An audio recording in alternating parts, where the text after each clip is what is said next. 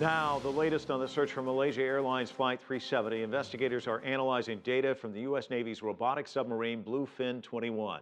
It completed its first full scan of the ocean floor on Thursday. The sub searched an area in the Indian Ocean believed to be the final resting place of the missing plane. For more on all of this, we're joined live by our correspondent Barnaby. He's in Perth. Well, that's right, Mike. The U.S. Navy's robotic submarine Bluefin 21 had completed its first full 16-hour scan of the ocean floor in that area in the Indian Ocean, where they believe MH370 may have ended. The two previous attempts, of course, had ended abruptly due to technical issues, and so that's very good news. But even better news is that after further analysis of the pings that were detected in that same search area just over a week ago, they've been able to narrow down the search area. And so, of course, that could mean that the Bluefin 21 would be able to complete its mission sooner than expected. Now, the other good news is that they've been able to program the Bluefin 21 to go further down, deeper than its usual depth limit of 4,500 meters. The surface scanning of the Indian Ocean, that particular search area in the Indian Ocean, continues by air and by sea, but that operation is expected to be scaled back very soon. Of course, all this has been a collective effort of many different countries. It's been a busy few weeks at Australia's Pearce Air Base, with military and civilian aircrafts from about half a dozen countries flying in and out. Their destination, the Indian Ocean. The mission, to find the missing Malaysia airliner flight MH370.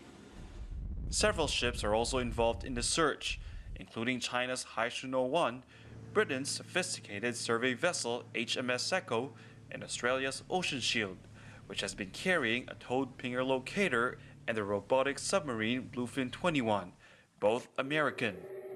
I can tell you right now, this is probably the best case in history where you have this multinational team that is all kind of pulled together with the best of intentions of trying to resolve what happened and bring closure to the families involved.